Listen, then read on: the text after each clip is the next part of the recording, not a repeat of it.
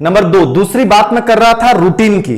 किसकी बात कर रहा था? मैं रूटीन की बात कर रहा था कि रूटीन क्या होना चाहिए। एक रूटीन का बच्चे ने प्रश्न पूछा था कि सर मेरी दिनचर्या क्या हो, कि मैं कैसे तैयारी करूं कि मेरा सिलेक्शन हो जाए।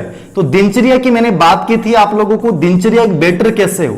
देखिए दिनचर्या कभी भी किसी से वैसे तो पूछना नहीं चाहिए। हर बच्चा अपने आप में एक विशिष्ट होता है। कोई भी कंपटीशन दे रहे हो, मैं नहीं कह रहा कि रिट की तैयारी कर रहे हो, आप कॉलेज लेक्चर की तैयारी करो, सीटेट की तैयारी करो, आईएएस की तैयारी करो, आरएस की तैयारी करो। कोई भी कंपटीशन बड़ा नहीं होता है, सबसे बड़ा होता है आपका एक अच्छा दिनचर्या, आपका एक रूटीन।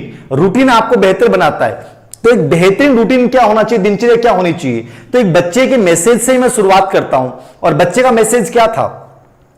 तो बच्चे का मैसेज ये था, संदीप जी थे और संदीप जी ने मुझे मैसेज किया और बड़ा बड़ा सा मैसेज लिखा उन्होंने कि सर मैं बड़ा परेशान हूं पिछले 2-3 महीने से। मैंने कहा क्या बात हुई? तो बोला कि मैं सर सुबह उठता हूं और सुबह उठने के बाद मैं नहावा धोई करने के बाद जो है मैं यूट्यूब पे 2 से 3 घंटे लाइव क्लासेस देखता हूं। 2-3 घंटे लाइव क्लास देखने के बाद जो है मैं किताब लेके बैठता हूं। तो सर मैं पूरे दिन जो है वो किताब में कुछ पेज पढ़ पाता हूं, आगे नहीं जा पाता हूं। इसका कोई स्थायी समाधान बताइए। देखिए इसका स्थायी समाधान आपने खुद ही बता दिया है, मुझे बताने की आवश्यकता नहीं है संदीप जी। आपके इस कमेंट के माध्यम से मैं प्रत्येक बच्चे को कहना चाहूंगा, मैं प्रत्येक बच्चे को कहना चाहूंगा यदि मैं आपकी जगह होता तो क्या करता। एक बेस्ट रूटीन क्या होता, एक साइकोलॉजिस्ट की नजर में एक बेस्ट रूटीन क्या हो सकता है। यह सबसे बड़ी मूर्खता होती है दिनचर्या में। हमेशा याद रखो, कोई भी कंपटीशन की तैयारी कर रहे हो, आप आरएस की तैयारी कर रहे हो, कॉलेज लेक्चर की तैयारी कर रहे हो, बेस्ट रूटीन दिनचर्या क्या होनी चाहिए। मॉर्निंग में जब आप उठे, आपने मान लो 10 मिनट भी योग किया, अनुलोम विलोम किया, योग किया, कुछ भी किया, थोड़ा सा घूमा फिरा, आपने कुछ भी किया, और उसके बाद जब आप पढ़ने बैठे, हमेशा दिन की शुरुआत बुक से करें। दिन की शुरुआत जो करें वो किससे करें? बुक से करें। आप बहुत बड़ी मूर्खता कर रहे थे संदीप जी, और आप संदीप जी की बात मैं नहीं कर रहा, मैं बहुत सारे बच्चे मूर्खता करते हैं। यदि मॉर्निंग में उठते ही आपने सोशल साइट चला ली, मान लीजिए आपका दिमाग फ्रेश था, रात को आप सोए थे, 5 घंटे सोए, 6 घंटे सोए, और उठते ही मान लो 8 बजे, 9 बजे, 10 बजे, 11 बजे आपने मोबाइल चलाया, लाइव क्लास देखी। अब लाइव क्लास देखी तो आपने उसमें उस टीचर्स की बातें सुनी, कमेंट्स भी देखे।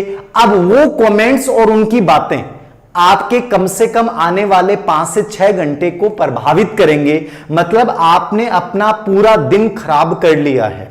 आपकी फ्रेश मेमोरी थी, और फ्रेश मेमोरी होने के लिए आपको फायदा यह उठाना था कि मॉर्निंग में जैसे उठे तो कम से कम आपको 5 से 6 घंटे, कितने घंटे? 5 से 6 घंटे आपको केवल बुक को टाइम देना था। एक बेस्ट रूटीन, एक आइडियल स्टडी का रूटीन, मैं मेरा चाहे मैं खुद का बताऊं, चाहे मैं बहुत सक्सेसफुल लोगों का बताऊं, सबसे बेस्ट रूटीन होगा कि दिन की शुरुआत आप योग के बाद, ब्रेकफास्ट नाश्ता करने के बाद आप बुक से करें। कम से कम 5 से 6 घंटे आप किताब को दें। आप दिन में सोशल साइट को नहीं देखें। यदि आपने दिन की शुरुआत यूट्यूब से कर दी है तो आप दुनिया के सबसे मूर्खतम इंसान हैं, क्योंकि आपने अपनी मेमोरी में ऐसी सूचनाओं को प्रवेश कर लिया है जो आपकी आने वाली 4 से 5 घंटे की स्टडी को डिस्टर्ब करेंगी। क्योंकि वो लाइव क्लास आपने देखी थी, वो लाइव क्लास आपके दिमाग से हट नहीं सकती, वो आपके दिमाग में विराजमान रहेगी। अब यदि वो दिमाग में बार बार चलेगी तो आपका अटेंशन पावर अपनी बुक के जो चैप्टर हैं वहां से हट रहा है।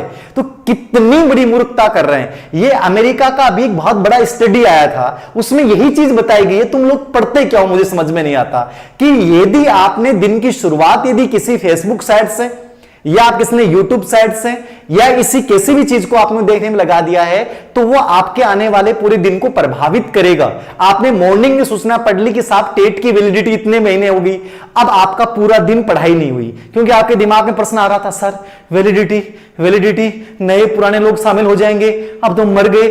आपके पूरे दिन को प्रभावित कर दिया, आपकी पूरी लर्निंग कैपेसिटी खत्म कर दी। यही तो कर रहा है, यही तो हो रहा है। तो दिन की शुरुआत हमेशा बुक से करें। आप उन चीजों को दे जो आपकी प्रायोरिटी है। तो हमेशा याद रखें, जब मॉर्निंग में उठें, बेस्ट रूटीन आपका क्या होगा। जब बेस्ट रूटीन क्या होगा तो आपकी बुक्स होंगी, यानी आपकी प्रायोरिटीज तय कीजिए। आप क्या तय करेंगे, आपकी प्रायोरिटीज क्या है, आपकी प्राथमिकताएं क्या। आपकी प्राथमिकता यूट्यूब नहीं है, आपकी प्राथमिकता फेसबुक नहीं है, आपकी प्राथमिकता सोशल साइट्स नहीं है, आपकी प्रायोरिटी जॉब है। और जॉब है तो आपको बुक से ही शुरुआत करनी पड़ेगी। तो डेली रूटीन चार्ट में आपको दो चीजें दिमाग में रखनी है, पहले अपने प्रायोरिटी तय करनी है और प्रायोरिटी तय करने के बाद आपको अपनी बुक्स उठानी है और उसके अकॉर्डिंग आपको स्टडी करनी है। और हमेशा सब्जेक्ट से शुरुआत कर सकते हैं, कठिन टॉपिक से शुरुआत कर सकते हैं। नंबर 2, हर 1 घंटे में 10 मिनट का आराम देंगे और आंखें बंद करने के बाद उसको विजुलाइज करेंगे। यह एक बेहतरीन तरीका है। 2 से 3 सब्जेक्ट, बुक हो गया, प्रायोरिटी हो गया, 2 से 3 सब्जेक्ट आप साथ लेके चलना चाहिए। मेरे अनुसार मैंने जो स्टडी की है बहुत सारे बच्चों की, सक्सेसफुल लोगों की, ये उसके आधार बता रहा हूं मैं, साइकोलॉजिकल। 2 से 3 सब्जेक्ट को लेके आप साथ चलिए, 2 से 3 सब्जेक्ट को साथ लेके चलिए दिन में, और उनको पार्ट डिवाइड कीजिए। कभी भी आप किताब को आकार को देख के मत डरिए, आप छोटे छोटे टुकड़ों में डिवाइड कर लीजिए कि आज मुझे स्किनर का सिद्धांत पढ़ना है, आज संस्कृत में मुझे वाक्य रचना पढ़नी है, हिंदी में मुझे शब्दार्थ पढ़ने हैं, एसएसटी या साइंस मैथ्स में मुझे आरबीसी बोर्ड की इस किताब का ये चैप्टर पढ़ना है। तो उन टुकड़ों में डिवाइड पार्ट्स, यानी कि पूरी विषय वस्तु को, कंटेंट को डिवाइड करके पढ़िए। ये एक बेहतरीन रूल होता है सक्सेस पाने के लिए। तो बेस दिनचर्या में आपको शुरुआत कभी भी यूट्यूब का लाइव सेशन नहीं देखना है। आपको यूट्यूब वगैरह का प्रयोग तभी करना है जब आपको लगता है कि मैंने दिन में खूब पढ़ाई कर ली है, तो इवनिंग टाइम में या रात को। मैंने लाइव सेशन रात को क्यों रखा, जबकि रात को मेरी दिक्कत होती है। मैं मॉर्निंग में रख सकता था, दोपहर में रख सकता था क्योंकि फ्री रहता हूं, लेकिन मैंने इवनिंग में रखने का उद्देश्य यही था कि आप लोग जब देखें तो आराम से रिलैक्स मूड में आपने पूरे दिन पढ़ाई की, लास्ट में मेरी क्लास के साथ आपकी दिन की पूरी जो है वो प्रक्रिया पूरी समाप्त हो गई, आपको अच्छा भी लगा, मोटिवेशन भी मिला। तो ये चीज मैं इसलिए रात को रखता हूं, जबकि मेरा सोने का समय है 10 बजे। मैं मैक्सिमम हमेशा मैं पढ़ते समय 10 सवा 10 लास्ट में सो जाता हूं, लेकिन आपके साथ इस क्लास की वजह से मैं लेट सो पा रहा हूं। ठीक है, वो इसलिए रखा मैंने ताकि आप लोग ये देखने के बाद जो है वो आराम से सुबह फ्रेश माइंड से उठें और फिर पढ़ना शुरू कर दें। तो YouTube लाइव क्लासेस प्लीज आप दिन में मत देखें, ये बेरोजगार लोगों का साधन है। ये मैं प्रत्येक साइकोलॉजिकल स्टडी दैट टाइम्स की जो स्टडी आई थी उसके अकॉर्डिंग मैं आप लोगों को बता रहा हूं। तो ये प्लीज आप, संदीप जी ही नहीं सभी बच्चों पे लागू होती है, तो प्लीज इस बात को आप जरूर फॉलो कीजिएगा। 2 से 3 पार्ट्स में पढ़ना है, 5 से 6 घंटे। एक बच्चे का सवाल होता है कि सर रूटीन में हम कितने घंटे स्टडी करें कि जो हमारे लिए सिलेक्शन के लिए पर्याप्त हो, कितने घंटे के लिए पर्याप्त रहेगा। तो मैं आपको ये कहूंगा कि 8 से 9 घंटे यदि आप बुक्स पढ़ते हैं, 8 से 9 घंटे यदि आप बुक्स पढ़ लेते हैं तो ये बेस्ट स्टडी कोर्स है। इससे बेहतर कुछ नहीं हो सकता। 8 से 9 घंटे आप रख सकते हैं, ठीक है, 8 से 9 घंटे, इससे बेहतरीन समय कुछ भी नहीं है। यदि 8 से 9 घंटे यदि किताबों को दे देते हैं आप, तो आप ये मान के चलिएगा कि भीड़ से बहुत आगे हो चुके हैं, भीड़ से बहुत आगे हो चुके हैं। आप रैंक वाली स्टडी कर रहे हैं तो 8 से 9 घंटे की स्टडी बहुत पर्याप्त है। फिर आप कठिन टॉपिक्स को देखने के लिए, कोई भी कठिन टॉपिक्स को देखने के लिए आप नेट का इस्तेमाल कर सकते हैं, आप YouTube का इस्तेमाल कर सकते हैं, आप कोई भी लाइव या रिकॉर्डेड क्लास देख सकते हैं, वो आपकी मर्जी है। मतलब आप 2 से 3 घंटे YouTube को दीजिए, कोई नुकसान नहीं है, इतना बड़ा नुकसान नहीं है। वो आप उन टॉपिक्स को देखने के लिए दीजिए जो आपको लगता है कि समझ में नहीं आया, लेकिन आप अपना मैक्सिमम टाइम जो है वो बुक्स को दीजिए। ये मैं वो व्यक्ति कह रहा है जो खुद YouTube पे लाइव पढ़ाता है, जो खुद अपना ऑनलाइन कोर्स भी जिसने जारी कर रखा है, वो व्यक्ति आपको ये सलाह दे रहा है। इसका मतलब समझ में आ रहा होगा कि मैं आपसे ये चाहता हूं कि आप उन्हीं चीजों को देखें कि आप 2 से 3 घंटे के टाइम में देखें, ज्यादा इससे ज्यादा समय मत दीजिए यदि सिलेक्शन लेना चाहते हैं। रूटीन प्रायोरिटीज तय कीजिए, शुरुआत मॉर्निंग में बुक्स के साथ कीजिए, 2 से 3 सब्जेक्ट को साथ लेके चलिए, 8 से 9 घंटे की स्टडी जो है वो पर्याप्त होती है। और सबसे बड़ी चीज है पढ़ते समय रिलैक्स मूड में, मतलब आपकी लर्निंग स्टाइल क्या होती है। आप में से बहुत से बच्चे प्रश्न पूछते हैं कि सर लर्निंग स्टाइल, तो लर्निंग स्टाइल का मतलब है आपको कौन सा पढ़ना लंबे समय तक याद रहता है। कि मान लो आपको डिस्कशन से याद होता है, डिस्कशन को अपनाइए। आपको अकेले पढ़ना अच्छा लगता है तो अकेले पढ़ना अपनाइए। आपको यदि ग्रुप्स में पढ़ना अच्छा लगता है तो लाइब्रेरी ज्वाइन कीजिए, ठीक है। तो आपको चलते हुए याद करना अच्छा लगता है तो चलते हुए पढ़िए। आपको नोट्स बनाते हुए अच्छा लगता है तो नोट्स बना के पढ़िए। आपको बोल बोल के अच्छा याद होता है तो बोल बोल के पढ़िए।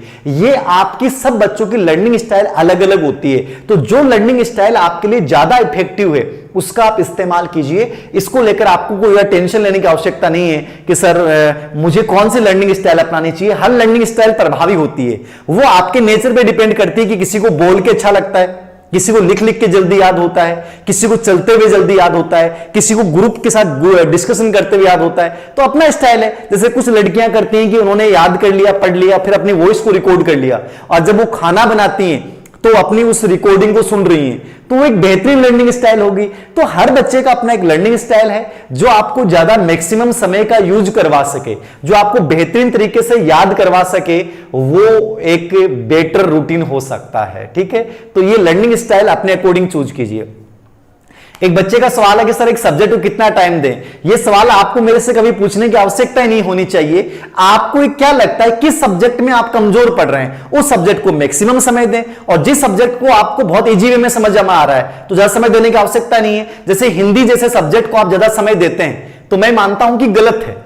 हिंदी एक ऐसा विषय है जिसको नॉर्मली यदि आप लोगों ने पढ़ा है, समझा है, तो बहुत कम समय में तैयार कर सकते हो। जो सब्जेक्ट से आपका कोरिलेशन नहीं रहा है, जिस सब्जेक्ट की विस्तृतता बहुत ज्यादा है, उस सब्जेक्ट को आप उतना ही टाइम दें।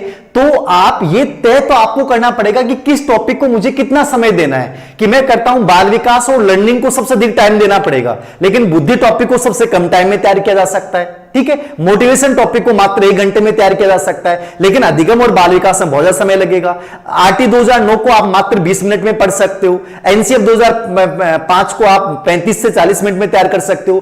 किस टॉपिक को कितना समय देना है, वो उसकी विषय वस्तु, उससे पूछे जाने वाले प्रश्नों का पैटर्न और पूर्व एग्जाम के क्वेश्चन पेपर, इसके आधार पे आपको डिसाइड करना पड़ेगा। याद रखना, यह सवाल आपको अपने आप से ही करना है कि मुझे कितना और कैसे क्या पढ़ना है। ये स्मार्ट स्टडी का हिस्सा है, तो डेली रूटीन में ये चीजें शामिल करनी पड़ेंगी। तो बहुत सिंपल डेली रूटीन मैंने बताने की कोशिश की आप लोगों को। मॉर्निंग की शुरुआत मैक्सिमम किताबों के साथ कीजिए, 6 से 7 घंटे किताबों के साथ दीजिए।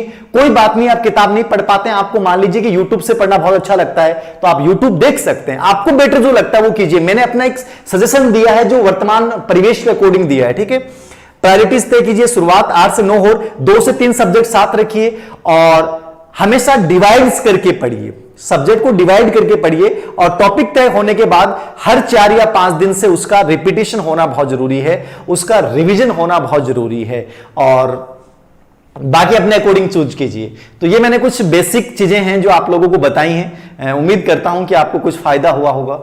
ठीक है, और कोई पर्सन हो रूटीन को लेकर आपका? सर बहुत प्रॉब्लम आती है साइकोलॉजी में। कुछ नहीं आती है, सब हो जाएगा। देखिए, शिक्षक में कौन सी बुद्धि होती है? शिक्षक चूंकि इसका संबंध अध्ययन अध्यापन से है, पुस्तकीय ज्ञान से है और शब्दों से, इसलिए ज्यादा सही तो अमूर्त बुद्धि है। ठीक है, बाकी शिक्षक को सामाजिक बुद्धि में भी माना जाता है, तो दोनों ही आंसर सही है अपनी अपनी जगह, लेकिन अमूर्त बुद्धि ज्यादा सही है। ठीक है, हाँ, बुक्स का कोई तोड़ नहीं है, मैंने बता दिया आप लोगों को। बहुत बढ़िया रूटीन यही होगा कि आप शुरुआत बुक्स से करें, दिन में बुक्स से शुरुआत करें। बाकी और कोई डाउट हो तो बता दीजिए, मैं अपने अकॉर्डिंग बता दूंगा आप लोगों को। मैं अब जैसे मेरा एक तरीका था कि मैं किताब को ही पढ़ता था, मैं नोट्स नहीं बनाता था। आप में से कई बच्चे होते हैं उनको नोट्स बनाना अच्छा लगता है, तो मेरे से कभी नोट्स बने ही नहीं। आप में से कई बच्चे पूछते हैं सर साइकोलॉजी के नोट्स, मैंने हस्तलिखित नोट्स अलग अलग टाइप के मैं किताब के ऊपर ही लिखता जाता था। तो मेरा एक तरीका है जो मुझे इफेक्टिव लगता है। ठीक है, मुझे जो टॉपिक याद नहीं होता था मैं उसको बोल बोल के याद कर लेता था, तो ये मेरा तरीका है। मैं किसी टॉपिक को चलते हुए याद कर लेता था, चलते हुए मुझे जल्दी याद होता था, क्योंकि फिजिकली एक्टिविटी रहेगी, गतिविधि रहेगी, तो जल्दी याद हो जाएगा। ग्रुप डिस्कशन मेरा जीवन का बहुत बेस रहा है, ग्रुप डिस्कशन से बहुत जल्दी याद होता है। आप किसी बच्चे को अपने साथी को पढ़ाते हो या उससे आप खुद पढ़ते हो, तो एक बेहतरीन तरीका होता है। तो वो हर बच्चे की लर्निंग स्टाइल अलग होती है, उसके अकॉर्डिंग आप तय कर सकते हैं बेस्ट रूटीन आपके लिए क्या हो सकता है। ठीक है, बाकी 8 से 9 घंटे स्टडी कर रहे हैं और पूर्व एग्जाम के क्वेश्चन पेपर और एग्जाम पैटर्न से स्टडी कर रहे हैं, तो बढ़िया है। सबसे बड़ी बात है कि आपको ये पता होना चाहिए कि मुझे टाइम किस टॉपिक को कितना क्या देना है, किस सब्जेक्ट को कितना क्या देना है, वो आपको जरूर पता होना चाहिए। हाउसवाइफ की मैंने पहले भी चर्चा की है, मैंने महिला का उदाहरण दिया था कि बहुत सी महिलाएं होती हैं